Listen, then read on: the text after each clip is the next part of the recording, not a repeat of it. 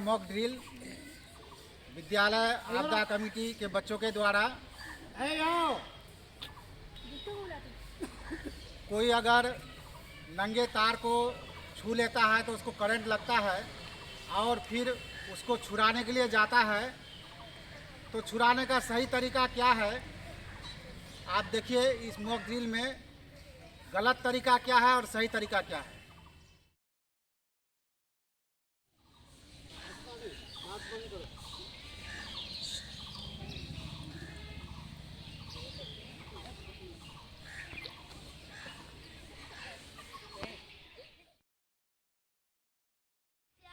बाल प्रेरक विद्यालय आपदा प्रबंधन समिति आदर्श मध्य विद्यालय तुलसिया डिगल बैंक जिला किशनगंज से हूँ।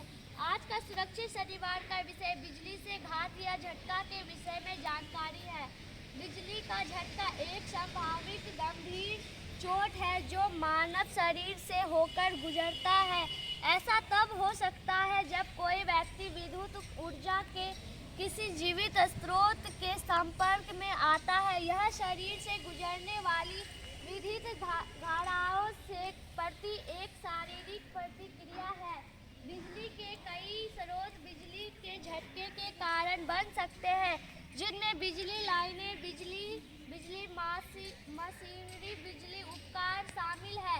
बिजली के झटके से कैसे बचें, तो इसके लिए बिजली के चलने वाली चीज़ों को छूते वक्त सबसे पहले बिजली का बटन बंद करें और चप्पल जरूर पहनें। अगर आपके सामने किसी व्यक्ति को करंट लगा है तो उसे छूकर चलाने की कोशिश करें, अन्यथा आप भी करंट की चपेट में आ सकते हैं। इसके लिए किसी लकड़ी की वस्तु का प्रयोग करें, इससे आपको करंट नहीं लगेगा। किसी व्यक्ति को करंट लग जाने पर उसे सही स्थिति में लेटाएं। इसके लिए इसका एक हाथ सिर के नीचे रखें और दूसरा हाथ आगे रखें। वहीं एक पैर सीधा रखें और दूसरा पैर मुड़ा रहने दें। ऐसा करने पर कुछ समय में उसे होश आने लगेगा। धन्यवाद।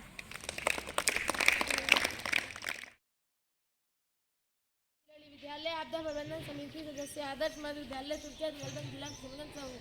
मुख्यमंत्री विद्यालय शिक्षा कार्यक्रम मुख्य शनिवार का आज का विषय बिजली के झटका लगने पर तुरंत क्या करना चाहिए, इसके बारे में बताना चाहता हूँ कि बिजली के स्रोत बंद कर देना चाहिए या बिजली के स्रोत को घायल व्यक्ति से दूर ले जाना चाहिए, क्योंकि गैर चंचल वस्तु का उपयोग करना चाहिए।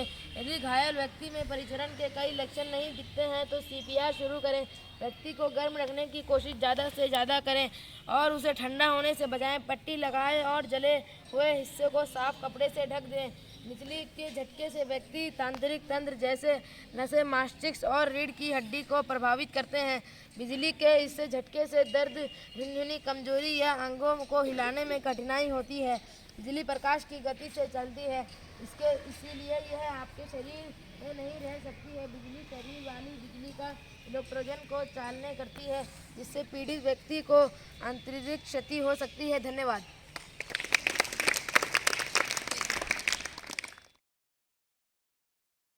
विद्यालय आपदा प्रबंधन समिति सदस्य आदर्श मध्य विद्यालय तुलसिया डिगल बैंक जिला किशनगंज से हूँ। आज का सुरक्षित शनिवार का विषय जल जमाव से होने वाली परेशानियों के बारे में कहना चाहती हूँ। पानी की निकासी नहीं होने से लोगों को आवागमन के लिए असुविधा का सामना करना पड़ता है। मोहल्लों में जल जमाव होने से सबसे बड़ी परेशानी मच्छरों से होती है। गड्ढों में पानी का भराव होने से मच्छरों की संख्या में इजाफा होता है, जिसके कारण लोग मलेरिया, डायरिया जैसे विभिन्न रोगों के शिकार होते हैं। धन्यवाद। आपदा प्रबंधन समिति आदर्श मध्य विद्यालय तुलसिया डिगल बैंक जिला किशनगंज से करंट या बिजली का झटका नहीं लगे, कुछ सावधानी के बारे में कहना चाहती हूँ। घर की आँखें करवाएं। बिजली की चीज़ें छूने पर पहले मेन पावर प्लग जरूर बंद करें। इसीलिए इलेक्ट्रॉनिक चीज़ें छूने पर समय चीज़ें में पावर आया, जमीन या नहीं खड़े हो।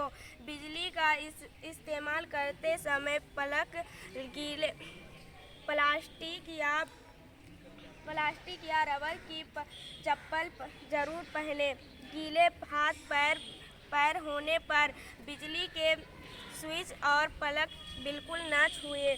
स्विच या प्लग गीला होने पर तुरंत न लगाएं, नहीं स्टार्ट करें। बिजली के खंभे से दूर होने पर चलें।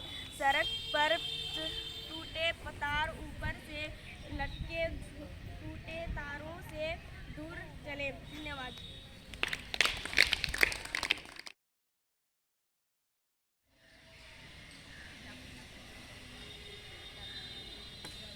आदर्श विद्यालय के आदर्श बच्चों, जैसा कि आप सबको पता है कि आज शनिवार है और प्रत्येक शनिवार को हम लोग मुख्यमंत्री विद्यालय सुरक्षा कार्यक्रम के तहत सुरक्षित शनिवार का कार्यक्रम करते हैं।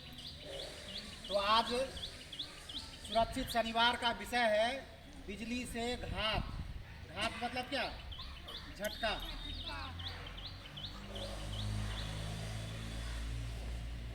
और बाढ़, जल जमाव से होने वाली परेशानियां और बोरिंग के गड्ढे से होने वाले नुकसान के बारे में आज हम लोगों को जानकारी प्राप्त करनी है, इस पर चर्चा करनी है। तो सबसे पहला बिजली से घात। आप लोगों को एक मॉक ड्रिल दिखाया गया कि आप लोग मॉक ड्रिल देखें कि कोई अगर व्यक्ति नंगे तार को छू लेता है तो वह उसको करंट लग जाता है। दूसरा व्यक्ति उसको छुड़ाने के लिए गया, वो भी हाथ से उसको छुड़ा रहा था, तो क्या हुआ? उसको भी करंट पकड़ लिया। इसी तरह तीसरा व्यक्ति भी, तो ध्यान रखनी है, किसी को करंट अगर लग जाए तो उसको छुड़ाने के लिए हमें सूखी बांस या सूखे कपड़े या सूखी लकड़ी से छुड़ाने का कोशिश करनी चाहिए। कहने का मतलब जो विद्युत का कुचालक है, नॉन कंडक्टर है, वैसे पदार्थों के माध्यम से जिसको बिजली का करंट लगा हुआ रहता है तो उसको उससे छुड़ाना है। ठीक है। अब कुछ सावधानियां आप लोग बच्चों, विद्यालय के आपदा प्रबंधन कमेटी के बच्चों के द्वारा आप लोग सुनाया गया ना कि हमें बिजली का जो भी उपकरण है उसके नज़दीक तो जाना ही नहीं है, कोशिश करनी है। अगर हम कोई बिजली का उपकरण को छूते हैं जिसमें करंट है तो प्रयास करेंगे कि उसका स्विच ऑफ कर दें या मेन स्विच को बंद कर दें, तभी हम उसको छुएं, नहीं तो करंट लग सकती है। आप लोग देखे होंगे, इसको देखते हैं ना, इस निशान को आप पहचानते हैं? इस निशान को आप पहचान रहे हैं? क्या है इस निशान का मतलब? क्या है? एक मानव का खोपड़ी है और नीचे में दो हड्डी से क्रॉस का निशान बना हुआ है। क्या इसका मतलब होता है? इसका मतलब खतरा होता है। कहाँ लगा हुआ रहता है? जहाँ बिजली का उपकरण होता है। बिजली बहुत सारे सर्किट होते हैं वहाँ, और यह आगे में इस तरह का निशान बना हुआ रहता है। कहने का मतलब, इसका मतलब कि यहाँ वहाँ इस जगह पर नहीं जाना है। इस तरह का निशान बनने का मतलब क्या है कि यहाँ पर इस जगह पर खतरा हो सकता है। इसलिए इस तरह का निशान अगर जहाँ बना हुआ रहे तो वहाँ नज़दीक में नहीं जाना है। ठीक है। और जब भी हम कोई स्विच, बिजली का स्विच ऑन करते हैं या कोई बिजली उपकरण का प्रयोग करते हैं ना, तो प्रयास करना चाहिए कि आप जो है पैर में चप्पल पहना हुआ रहे, चप्पल या जूता जो भी पहना हुआ रहे, तो उसको करंट लगने का, झटका लगने का संभावना कम होता है। समझे? अगर नंगे पैर अगर हम कोई बिजली का उपकरण को छूते हैं, अगर करंट किसी तरह से आ गया तो हमको झटका लग सकता है, करंट लग सकता है। ठीक है? तो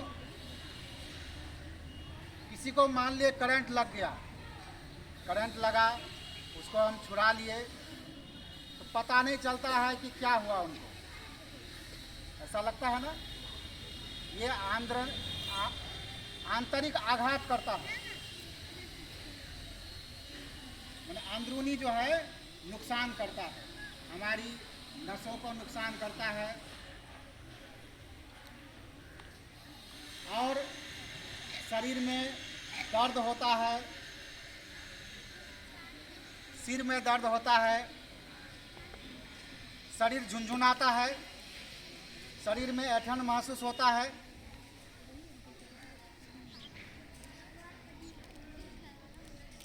तो हमें प्रयास करना है कि बिजली के उपकरण से दूर रहें। ठीक है? ये सावधानी बरतनी है। अब दूसरा टॉपिक है इसमें क्या, जल जमाव। जल जमाव से क्या हो सकता है? आप लोग देखे होंगे कि बरसात के समय में गांव में देखे होंगे कि गांव में पानी लग जाता है, लगता है ना?